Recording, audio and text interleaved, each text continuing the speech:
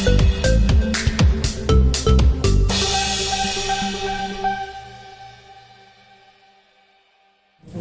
mana ini bos? Yuk mulai yuk. Oke. Ayo. Nah, Kak Cinta sebelumnya sekali lagi mungkin gimana proses kremasi sudah selesai berjalan, apakah akan dilarung atau simpan dulu untuk Ya, untuk saat ini almarhum papa masih proses kremasi. Jadi kita lagi nunggu nanti sampai abunya dingin. Terus habis itu permintaan almarhum sih abunya dibuang semua ke laut gitu. Jadi nggak ada yang ditahan gitu. Tapi kremasi sendiri memang atas permintaan Almarhum iya atas permintaan papa. Tapi Soalnya kan ngomongnya ke mama. ke mama, anak-anaknya kan juga ada beberapa di Amerika, jadi dia tuh bebas berenang ke Amerika bisa, berenang di Indonesia bisa. Oh, berarti filosofinya seperti itu ya, papa mau dilarung. Dia Nah, sebenarnya mungkin papa tuh maunya biar nggak ngerepotin, jadi maunya biar dilarung aja gitu. Jadi nggak usah dipelihara, nggak usah diurusin gitu. Jadi pengen tuntas gitu. Mungkin kapan papa akan ngomong kayak gitu ke mama aja? Mungkin udah nggak tahu ya, namanya kapannya suami nggak istri tahu, kan cuma biasa. itu yang disampaikan sama mama bapak, mereka udah ngobrol. Rencananya kapan mau dilarung nggak? setelah Di Hari mana? ini juga. Hari ini juga Di mana? Di kayaknya sih di laut di Ancol mungkin ya gitu. Tadi sih belum ngomongin sih, jadi aku belum tahu. Tapi KJ sendiri mungkin ikut proses melarungnya juga atau seperti Iya, aku nanti mudah-mudahan bisa ikut. Soalnya aku juga standby kan karena babyku belum ada suster kan. Jadi masih nitip sama orang rumah gitu. Jadi nggak bisa ditinggal terlalu lama juga gitu. Jadi lihat keadaan nanti sih. Tapi so far sih baby masih aman sih.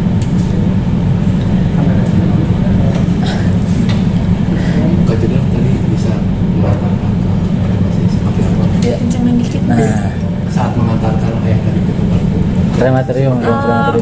Kalau aku sih bisa dibilang lega ya. Soalnya sebenarnya aku kasihan lihat papa tuh sakitnya memang udah lama.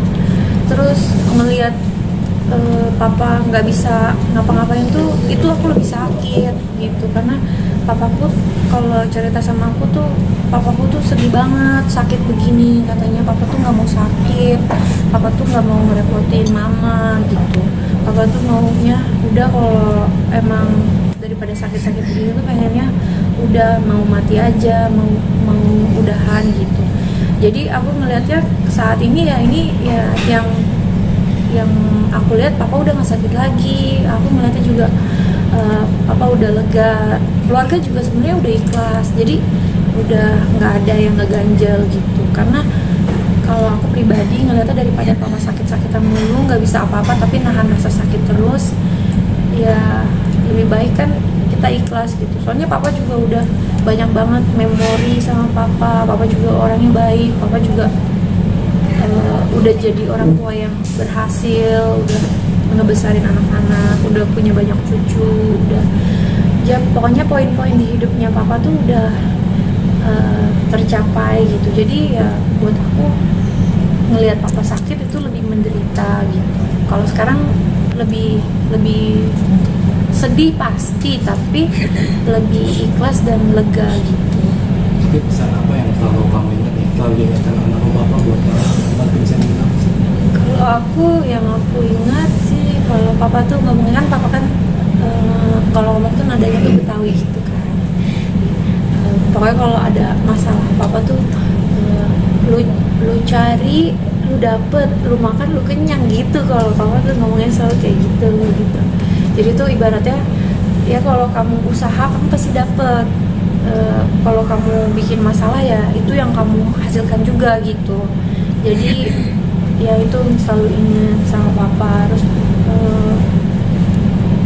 itu sih. Tapi kalau lebih banyak sih kenangan sama papa gitu. Ya pas tadi peluk foto papa, ada memori yang keinget masa mungkin masa kecil aja, atau mungkin pada saat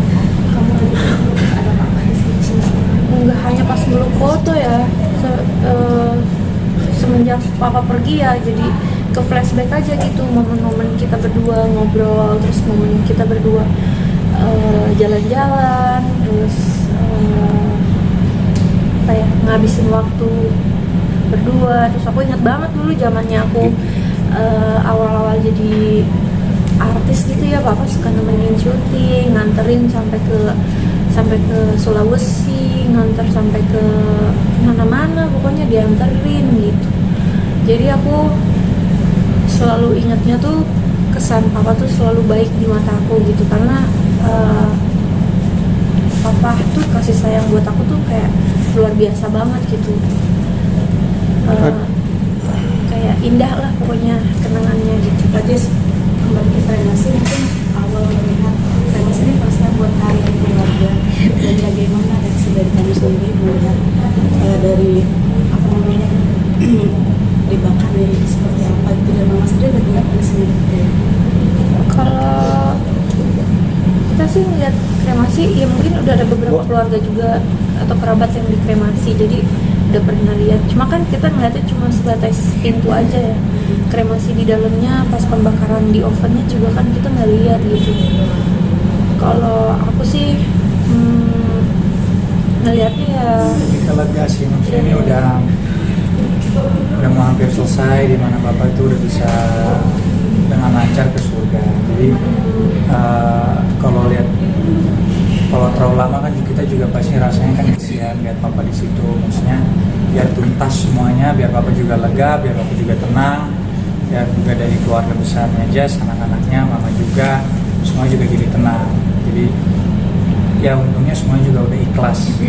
Jadi untuk menjalani prosesnya ya, karena ini finalnya ya memang sedih, tapi kalau kita lihat at the bigger picture memang boleh bilang udah one step ahead untuk kelancaran perjalanan papa ke surga sih. Berarti tapi masih ada keinginan untuk menyimpan abunya nggak sih? Karena kan beliau sendiri bilangnya untuk semua dilepaskan ya. Mungkin ada keinginan sendiri. enggak sih, kalau aku lebih menuruti keinginan papa aja. Kalau papa maunya disimpan, kita simpan. Kalau misalnya maunya ditabur ya kita tabur gitu. Tidak kritis ada mungkin ada sedikit abunya yang kan misalnya ada banyak kalau atau pakai apa gitu. Papa mintanya semuanya ditabur, jadi semuanya kita juga tabur. Itu buat kehormatan dia sih. Kak Jess tadi juga melihat ibu kan, mama lagi sedih banget gitu, gimana menguatkan? Kalau mama ya, kalau menurut aku sih namanya seorang istri ya udah menikah berpuluh-puluh tahun, jika ditinggalkan sih wajar lah sedih. Justru kalau nggak sedih malah aneh kan.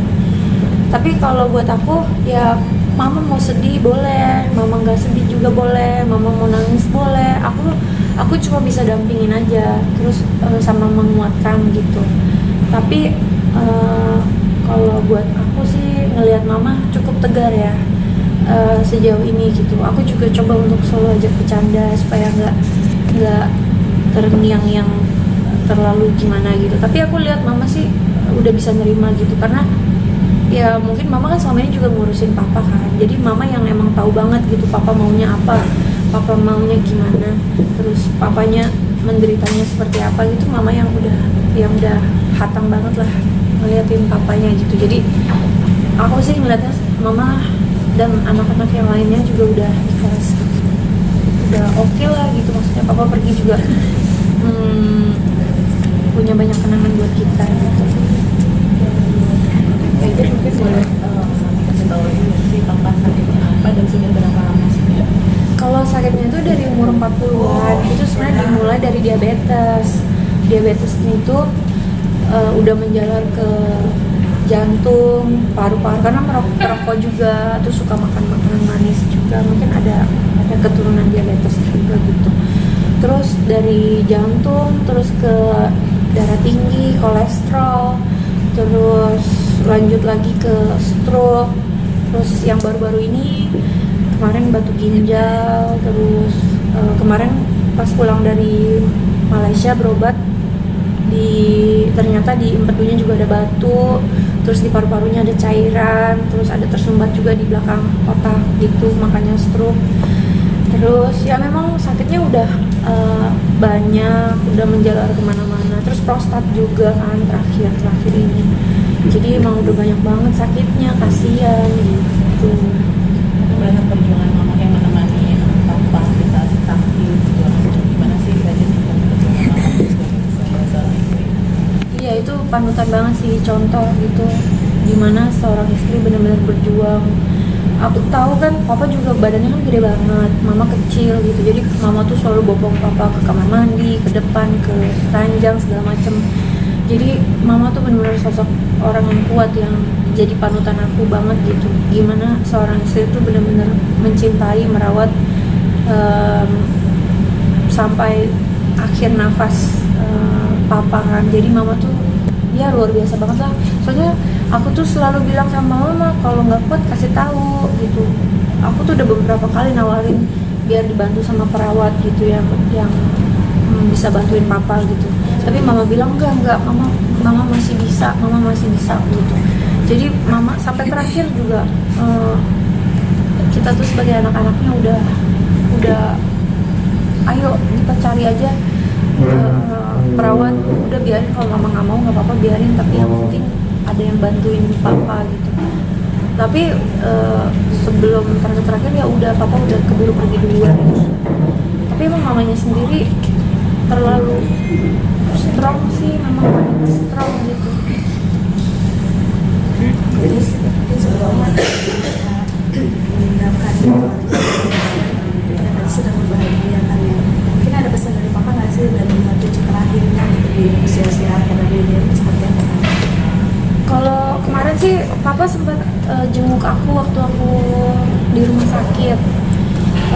Tapi waktu itu keadaan aku masih belum sadar banget gitu, masih lemes gitu. Tapi papa udah sempat lihat anak kita yang ketiga yang baru lahir, terus papa juga menguatkan gitu. Terus papa bilang anaknya sehat, cantik, bersyukur gitu. Itu aja sih, soalnya waktu itu aku juga belum sadar banget. Mungkin menitipkan pesan ke apa ketika masih mungkin sudah kafir papa. Di akhir-akhir ini sih enggak sih, soalnya aku fokus sama jazz. Pokoknya akhir tahun ini bulan Desember memang udah ya perjalanannya, dari situasinya istri saya, kemudian 2,5 minggu kemudian papa mertua, jadi kesempatan untuk duduk ngobrol anak dapat. Cuman sebelumnya itu ngobrol kita, dan tentunya pastilah ada omongan, karena kan saya menikahi anaknya beliau, apalagi anak satu-satunya yang cewek kan, cewek satu-satunya, dan juga yang bungsu. Jadi ya itu perjanjian saya sama Papa Hardi untuk ya yang dimana dia izinkan saya untuk menikahi anaknya.